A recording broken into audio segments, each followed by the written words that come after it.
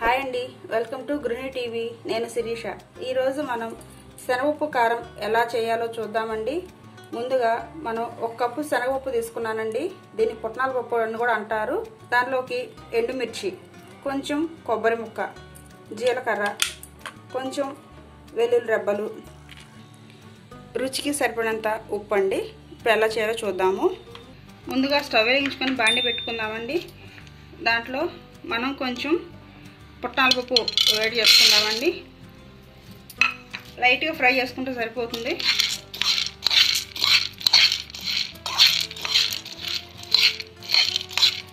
మనకు లైట్గా ఫ్రై అయిపోతే తొందరగా మిక్సీ చేసుకోవచ్చండి. మనకు ఫ్రై అయినాయి కదండి, ఒక ప్లేట్లో వీటిని చల్లార్చుకుందామండి. ఇప్పుడు ఎండుమిర్చి కూడా ఫ్రై చేసుకుందామండి.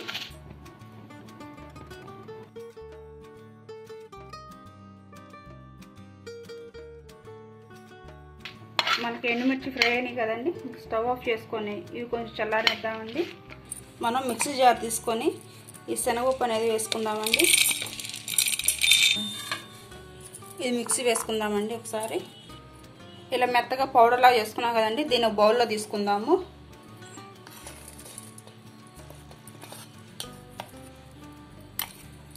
ఇప్పుడు ఎండుమిర్చి వేసుకుందామండి, మిక్సీ వేసుకుందాము. ఇవి కూడా ఒకసారి మెత్తగా గ్రైండ్ చేసుకుందాము. ఇప్పుడు కొంచెం మిక్సీ వేసుకున్నాక దీంట్లోనే ఎండు కొబ్బరి, వెల్లుల్లిపాయలు కూడా వేసుకుందామండి. ఎండు కొబ్బరి ముక్కలు చిన్నగా కట్ చేసుకున్నాను, వెల్లుల్లి రెబ్బలు, కొంచెం జీరా, కొంచెం సాల్ట్ అండి, మనకి రుచికి సరిపడినంత.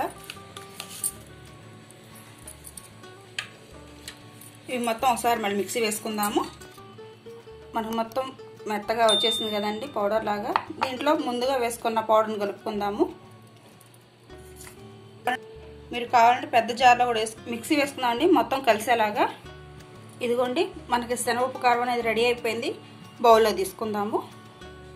ఇదిగోండి, మనకు శనగపప్పు కారం అనేది రెడీ అయిపోయింది. ఇది మనకు ఉప్మాలో, వేడివేడి అన్నంలో చాలా టేస్టీగా ఉంటుందండి. ఖచ్చితంగా ట్రై చేయండి. Thank you.